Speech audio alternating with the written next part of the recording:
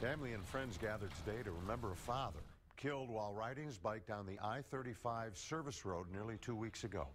His family hopes to continue his legacy by keeping other cyclists safe.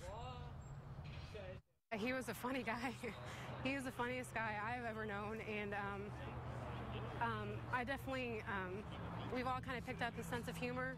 Saturday morning, family, friends, and members of the cycling community gathered about a mile from the crash site and cycled with a police escort to Joseph's memorial.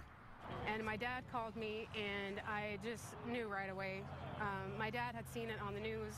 My mom had driven by it. Joseph rode his bike 20 miles to work every day from Georgetown into North Austin. Part of that was the sacrifice for his family. They had one vehicle so that, his wife could stay home with the kids. He always sacrificed a lot for his family and for all of his kids. And even the youngest one had a bike, and they would always ride their bikes. And so it was just something that he loved, and we loved that about him. He's a great guy. He would do anything for anyone. He cared about others more than he did himself. I mean, his kids' lives will never be the same.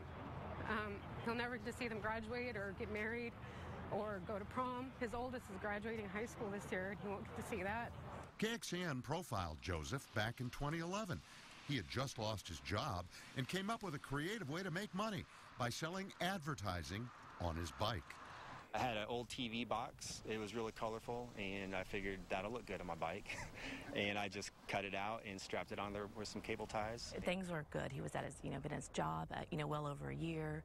The kids are growing up. His oldest daughter's a senior, getting ready to go to college. So we hope to, continue carrying his memory by advocating for safety on the roads and for, just for family. I know for all of us, every time we drive by it, we'll think of him, we'll say a prayer, and we'll just remember, what a good guy he was.